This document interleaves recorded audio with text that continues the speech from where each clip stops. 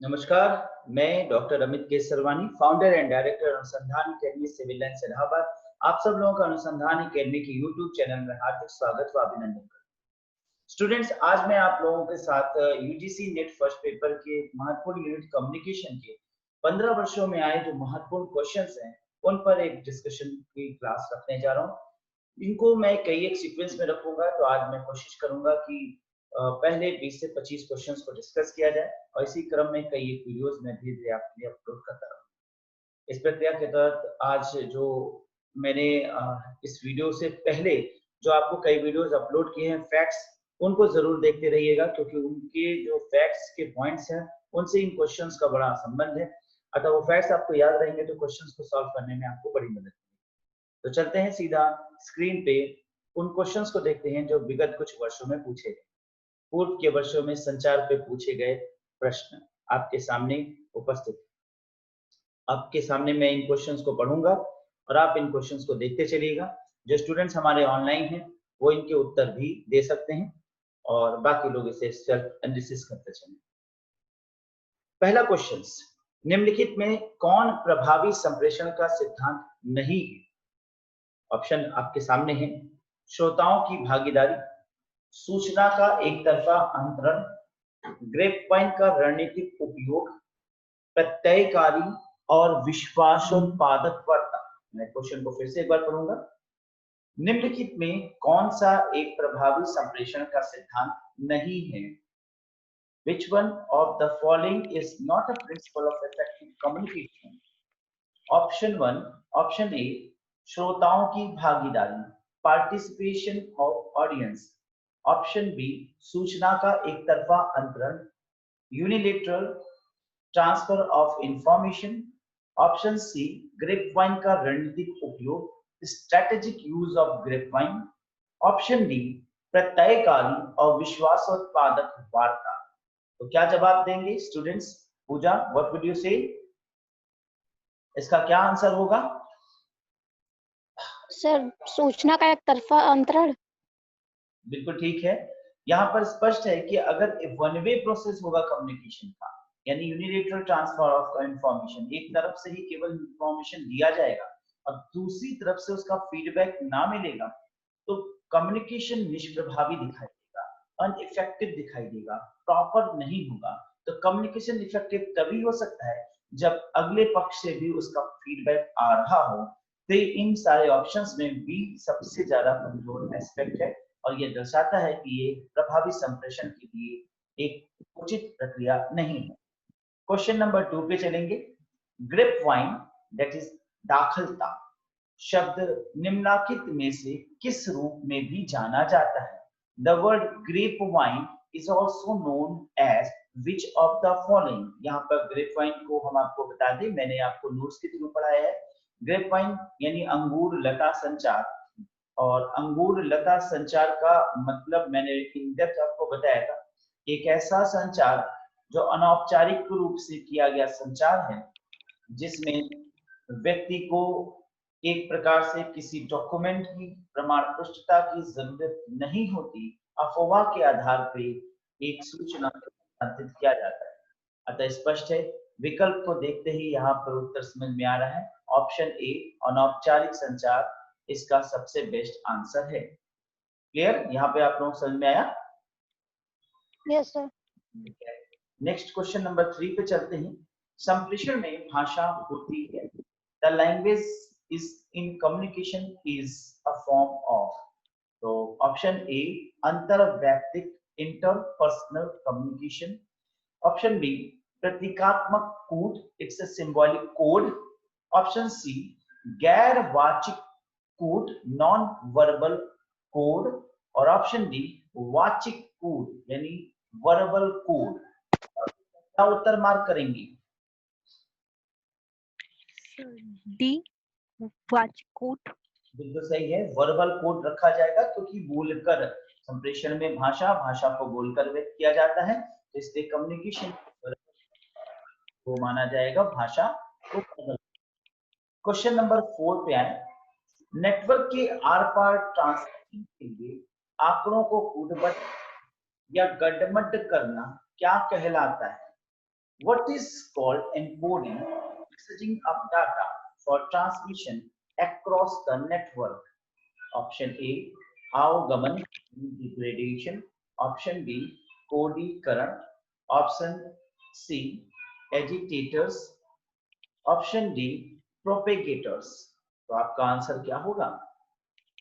Sir B. बिल्कुल ठीक है, यहाँ पर बी होगा डिकोडर्स. डिकोडर्स माना जाएगा क्योंकि एक प्रकार से जो संदेश दिया जा रहा है वो एक तरीके से डिकोड किया जाता है. चौथा क्वेश्चन नंबर 6 है, मीडिया जाना जाता है. Media is specially known for. Option A, प्रथम सत्तावर, first pillar of power. Option B, द्वितीय सत्तावर, second pillar of power. Option C, तृतीय सत्तावर, थर्ड पिलर ऑफ पावर. और ऑप्शन डी, चतुर्थ सत्तावर, फोर्थ पिलर ऑफ पावर. आप क्या उत्तर देंगे? Sir D, fourth pillar. बिल्कुल ठीक है, क्योंकि चौथा सत्ता इसे माना जाता है और इसका आंसर होगा fourth pillar of power. Question number 7 पे आए.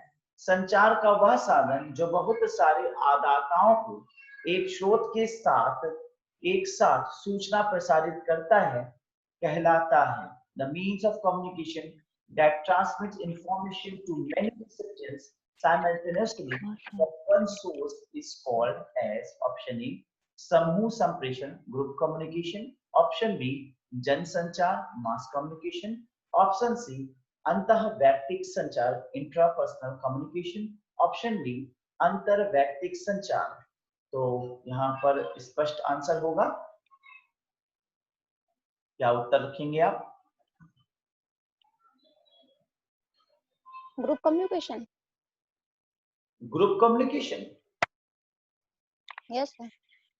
क्वेश्चन को फिर से समझिए. संचार का वह साधन जो बहुत सारे आदाताओं को एक स्रोत के साथ एक सूचना प्रसारित करता है कहलाता है.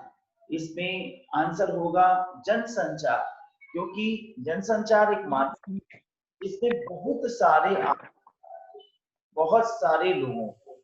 लेकिन यहाँ पर एक बात को ध्यान देने योग्य भी है, इसका आंसर जनसंचार और समूह संप्रेषण दोनों हो सकता है. अब अगर इस प्रश्न में 7th क्वेश्चन में कहीं भी लिखा होता कि सभी के लिए ओपन कम्युनिकेशन, यानी कोई बाधा नहीं है, बाधा रहित बहुत सारे आदाताओं को सूचना के एक के द्वारा सूचित किया जाना, तब इसका उत्तर जनसंचार. आपने सही कहा, इसका उत्तर समूह संचार यानी ग्रुप कम्युनिकेशन होगा, क्योंकि यह नहीं मेंशन है कि ये सबके लिए ओपन होगा या रेस्ट्रिक्ट करेगा. ठीक है, सो इसका आंसर सही है समूह संचार. राइट. ओके, नाउ हम नेक्स्ट क्वेश्चन की ओर चलते हैं. क्वेश्चन नंबर 8, एक स्मार्ट कक्षा शिक्षण का वह स्थल है जिसमें a smart classroom is a place of learning in which स्पर्श पैनल कंट्रोल सिस्टम के साथ स्मार्ट पोर्शन होता है. That is the method is smart portion with touch panel control system. Option 2, PC laptop connection और DVD VCR का player हो.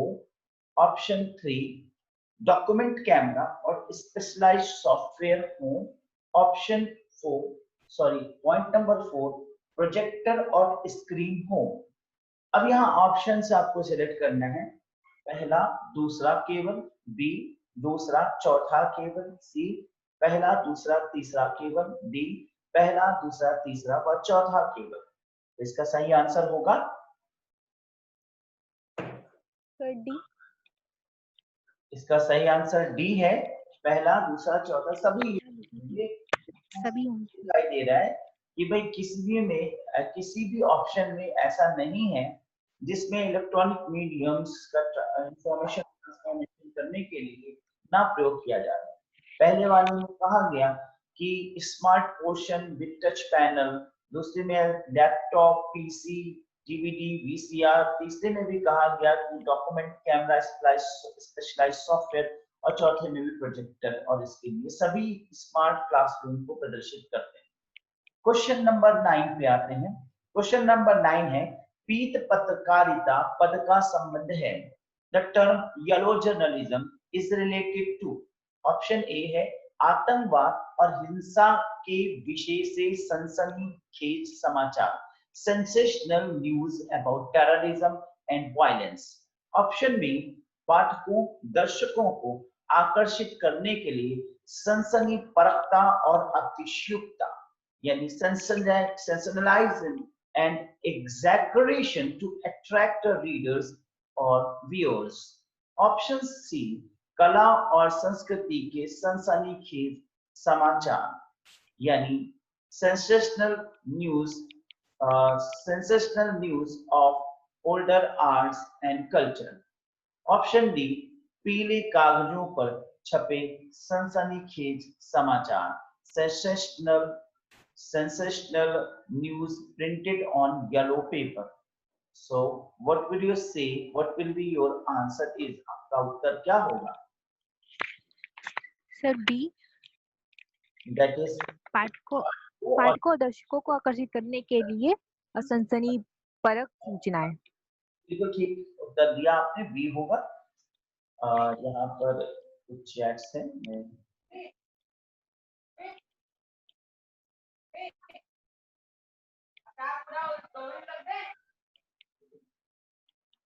Now हम question number 10 पे आते हैं। कक्षा में संचार को सामान्यतः समझा जाता है कि वह होगा। अब कक्षा में संचार को जनरली क्या माना जाएगा? तो ऑप्शन ए प्रभावी इफेक्टिव, ऑप्शन बी संज्ञानात्मक कॉग्निटिव, ऑप्शन सी भावात्मक इफेक्टिव और ऑप्शन डी चयनात्मक सेलेक्टिव। अब यहाँ पर क्वेश्चन है कि क्लासरूम में जो कम्युनिकेशन होता है उसे जनरली क्या माना जाता है? एक प्रभावात्मक संचार,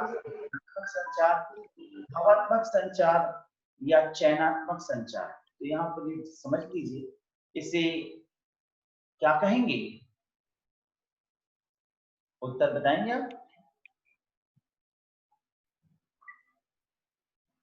आप उत्तर दीजिए। Effective sir.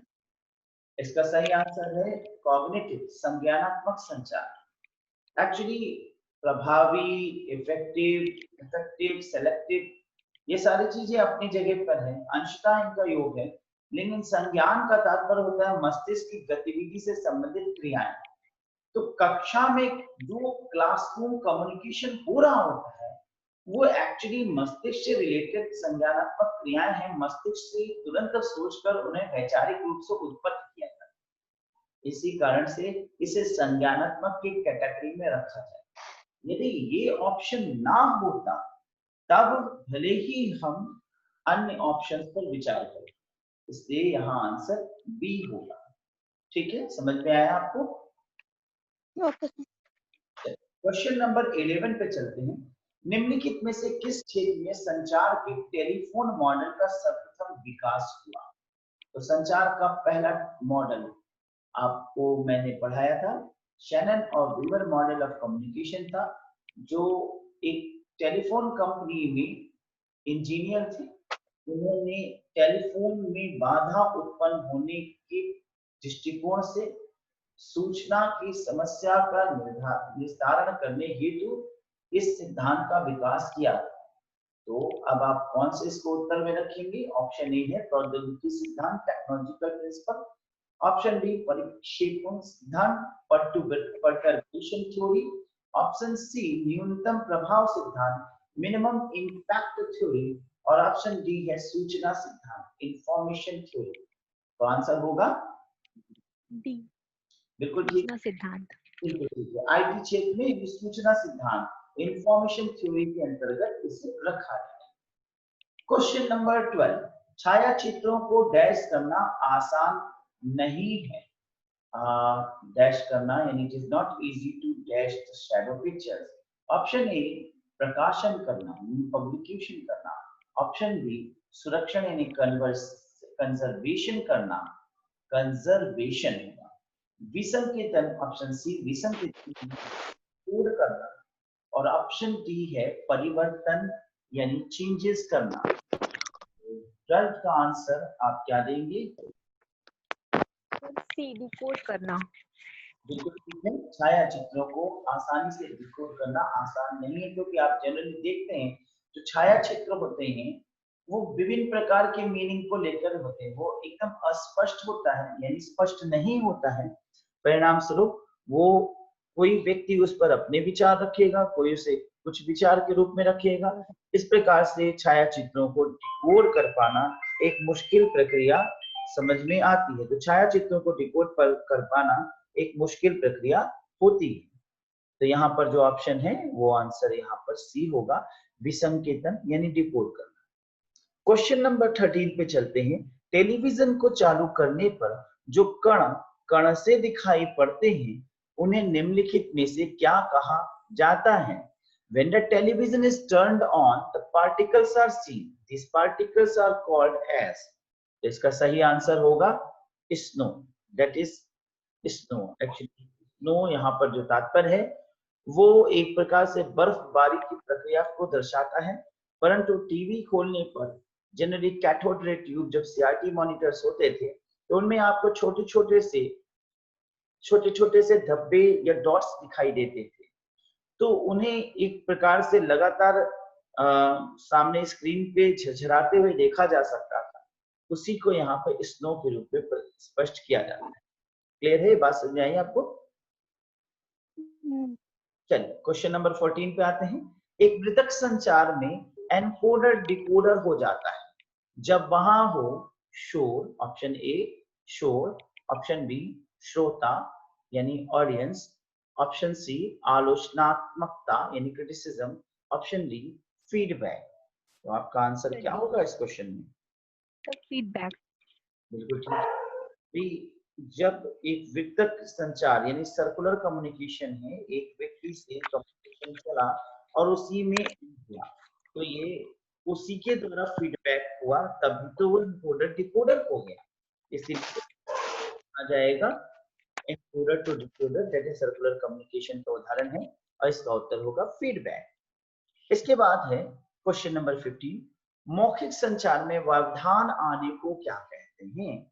ऑप्शन ए होगा लघु परिपथ यानी शॉर्ट सर्किट, ऑप्शन बी अंतर विरोध यानी कॉन्ट्राडिक्शन, ऑप्शन सी असमतलता अनइवननेस, और ऑप्शन डी होगा एंट्रोपी। आप क्या उत्तर देंगे?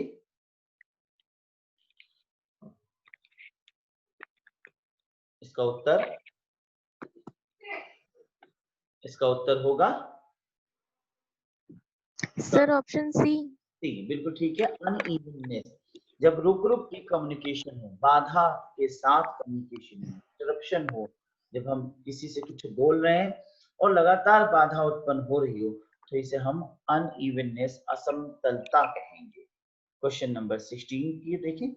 संस्थागत संचार को इनमें से किसके समतुल्य भी माना जा सकता है? Organisational communication can also be coated with option A अंतः वैयक्तिक संचार intrapersonal communication, option B interpersonal communication यानी अंतर वैयक्तिक संचार, ऑप्शन सी समूह संचार यानी ग्रुप कम्युनिकेशन, और ऑप्शन डी जन संचार यानी मास कम्युनिकेशन। तो इसका सही उत्तर होगा समूह संचार। ऑप्शन जनरली जब एक ग्रुप में कम्युनिकेशन होता है तो संस्था के अंतर्गत हमने देखा एक नियमों के अंतर्गत कम्युनिकेशन होगा। संस्था में वही आ सकेगा जो संस्था का सदस्य होगा, और इस प्रकार से जनसंचार ये नहीं हो सकता क्योंकि जनसंचार सभी के लिए ओपन होता है, जबकि ग्रुप कम्युनिकेशन सबके लिए ओपन नहीं होता। जो इसके सदस्य हैं उन्हीं को इजाजत होगी, तो संस्थागत संचार एक ग्रुप कम्युनिकेशन होगा। ठीक है, now we will move to the question number 17। Question number 17 पे आते हैं। संप्रेषण प्रक्रिया में निम्नलिखित में से कौन सा कालक्रम अनुसार है? Which of the following is chronologically order in the communication process? आपके सामने ऑप्शन ए संप्रेषक, माध्यम, रिसीवर, प्रभाव और संदेश, इंग्लिश में communicator, medium, receiver, effect and message. Option B, माध्यम, संप्रेषक, संदेश, रिसीवर व प्रभाव. Medium, communicator, message, receiver and effect. Option C, संप्रेषक, संदेश, माध्यम, रिसीवर व प्रभाव. Communicator, message, medium, receiver, effect. Option D, संदेश, संप्रेषक, माध्यम, रिसीवर व प्रभाव. मैसेज, कम्युनिकेटर, रिसीवर और इफेक्ट. तो आपका आंसर होगा, क्या उत्तर देंगे आप? Option A. Sir option D. Sir option D. Khushboo, option D ठीक है, बिल्कुल सही है. संदेश, यस सर. माध्यम, रिसीवर है, बिल्कुल ठीक है, क्योंकि मैंने आपको बताया था कि कम्युनिकेशन के अंतर्गत जो सबसे पहला एस्पेक्ट या पहला चरण होता है वो हमेशा कम्युनिकेशन यानी मैसेज, थॉट व आइडिया होता है. यानी जब भी कम्युनिकेशन होता है तो उसमें मैसेज, थॉट व आइडिया को रखा जाता है और उसके बाद यहाँ पे कम्युनिकेटर, मीडियम, रिसीवर और लास्ट में प्रभाव यानी कम्युनिकेशन का क्या प्रभाव पड़ रहा है, इफेक्ट क्या आ रहा है. तो आंसर स्पष्ट है, डी. क्वेश्चन नंबर 18 पे आते हैं. नए माध्यम जैसे कि computer, teleshopping, internet, mobile telephony के माध्यम से संप्रेषण को कहते हैं. ऑप्शन आपके सामने है. ए, मनोरंजन, एंटरटेनमेंट. बी, अन्योन्य क्रिया संप्रेषण, इंटरप्ले कम्युनिकेशन. सी, विकासात्मक संप्रेषण, डेवलपमेंटल कम्युनिकेशन. D, communitarian. तो यहाँ पर आपके सामने टोटल 4 ऑप्शन रखे गए हैं. इन 4 ऑप्शंस में आप किसको विकल्प में चयनित करेंगे, बताइए क्या आंसर होगा इसका? मे आई नो द आंसर? आप लोग आंसर दीजिए, क्या आंसर देंगे इसमें? आंसर दीजिए. फिर से क्वेश्चन, नए माध्यम जैसे कि computer, teleshopping, internet, mobile telephony के माध्यम से संप्रेषण को कहेंगे, मनोरंजन कहेंगे, अन्योन्य क्रिया संप्रेषण कहेंगे. Sir option C. बिल्कुल ठीक है, इसका सही आंसर है विकासात्मक संप्रेषण, दैट इज डेवलपमेंटल कम्युनिकेशन. तो आंसर होगा 18 का. लेकिन एक बात को ध्यान रखिए, विकासात्मक संप्रेषण यहाँ नहीं होगा. क्यों नहीं होगा? क्योंकि यहाँ पर मल्टीपल एस्पेक्ट अपनाया जा रहा है. अन्योन्य क्रिया संप्रेषण यानी इंटरप्ले कम्युनिकेशन होगा, क्योंकि यहाँ पर एक नहीं कई एक एस्पेक्ट्स को अपनाया जा रहा है, इसलिए इसको अन्योन्य क्रिया संप्रेषण के अंतर्गत रखा जाएगा. क्लियर? समझ में आया यहाँ पे आपको? ठीक है, चले नेक्स्ट क्वेश्चन पे. अंग्रेजी शब्द कम्युनिकेशन की किन शब्दों से व्युत्पत्ति हुई? बहुत बार ये प्रश्न पूछा गया है. दिसंबर 2012 में ये प्रश्न आया था, उसके अलावा कई बार ये रिपीट हुआ. तो अंग्रेजी शब्द कम्युनिकेशन किन शब्दों से व्युत्पत्त हुआ? इसका सही आंसर होगा सर ऑप्शन ए. बिल्कुल ठीक है, पहला ही आंसर इसका होगा, कम्युनिस्ट व कम्युनिकेयर से उत्पत्ति हुआ. ऑप्शन क्वेश्चन नंबर 20 पे आइए. चीनी सांस्कृतिक क्रांति नेता माओ जेडुयांग द्वारा जनसमूह से बात किए जाने वाले संप्रेषण यानी कम्युनिकेशन के प्रकार को कहते हैं. Chinese cultural revolution leader Mao Zedong talks with the mass group. The type of communication said to be option A, mass line communication. Option B, group communication. Option C, participatory communication. Option D, dialogue communication. तो क्या उत्तर इसका आप देंगे? Option A sir. यहाँ पर स्पष्ट है कि चीनी सांस्कृतिक नेता माओ जेडुयांग जो जन समूह से बातचीत कर रहे हैं. अगर यहाँ पर जन समूह के बजाय किसी संस्था के अंतर्गत हो रही बातचीत या सेमिनार को संबोधन करना दर्शाया जाता तो जाहिर सी बात है इसका आंसर मास कम्युनिकेशन ना होकर ग्रुप कम्युनिकेशन होता. लेकिन जन समूह से बात किए जाने की वजह से इसका आंसर मास कम्युनिकेशन होगा. क्लियर?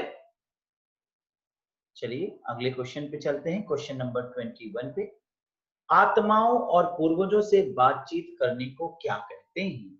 तो talking to spirits and ancestors is said to be option A transpersonal communication, option B interpersonal communication, option C interpersonal communication, option D face to face communication.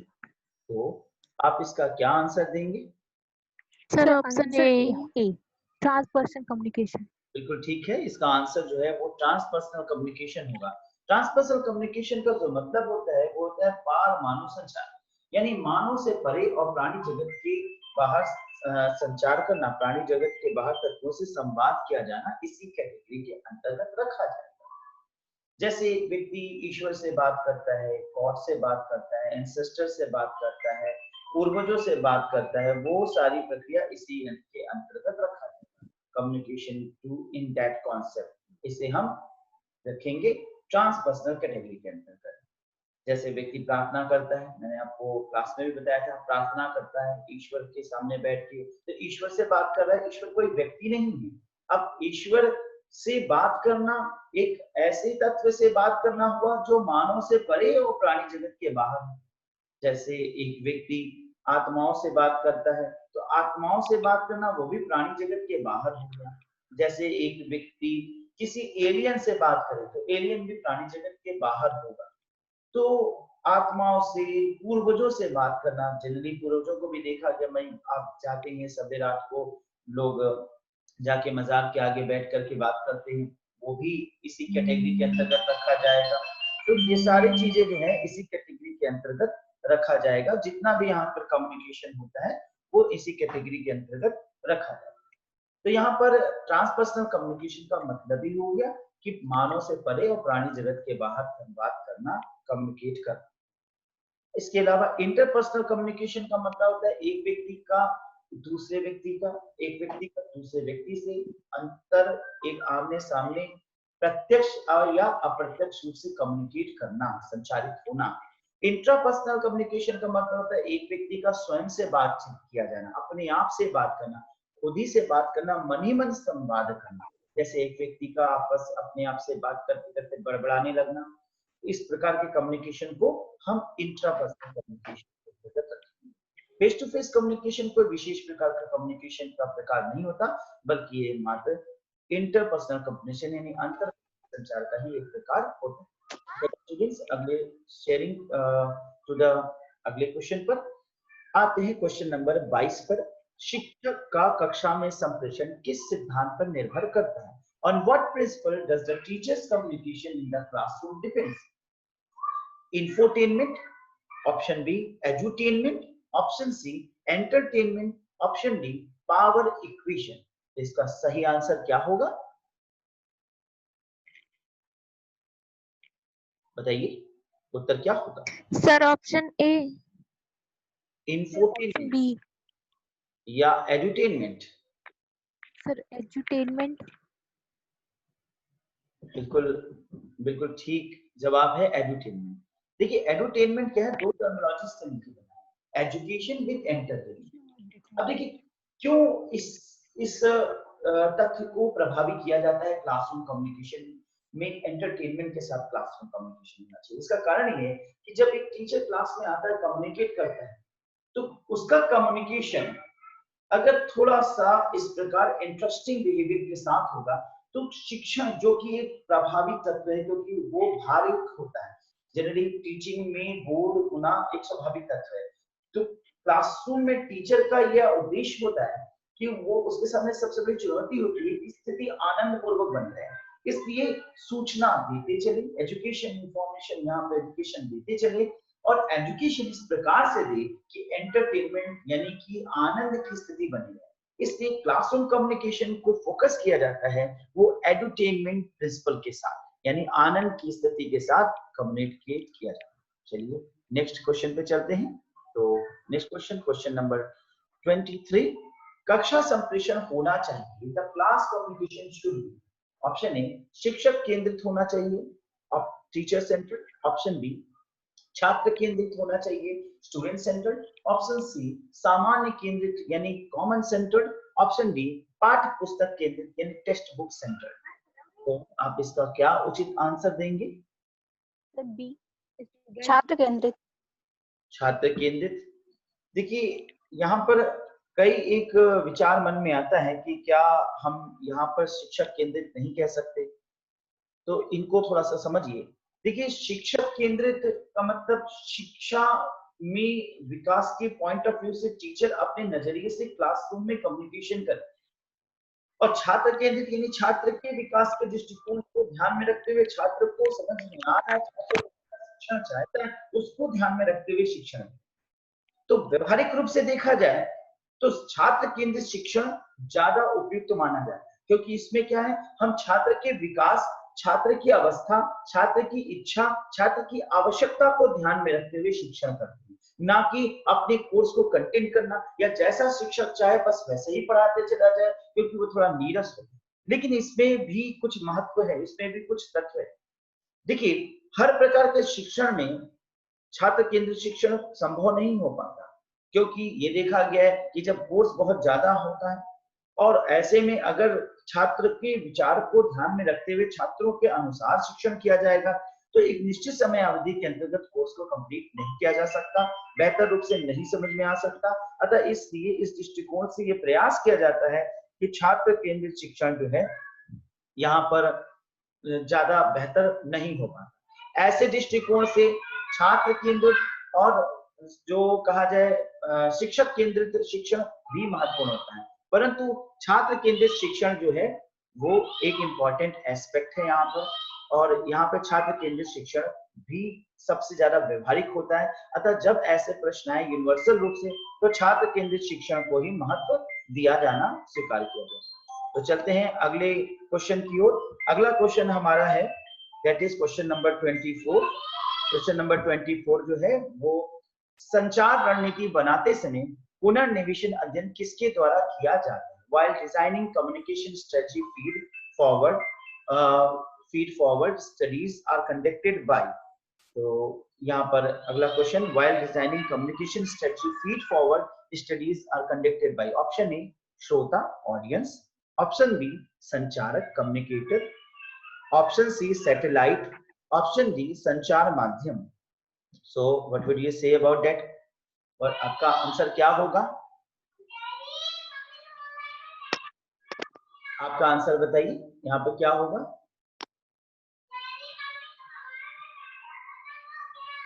Audience. Sir option A श्रोता।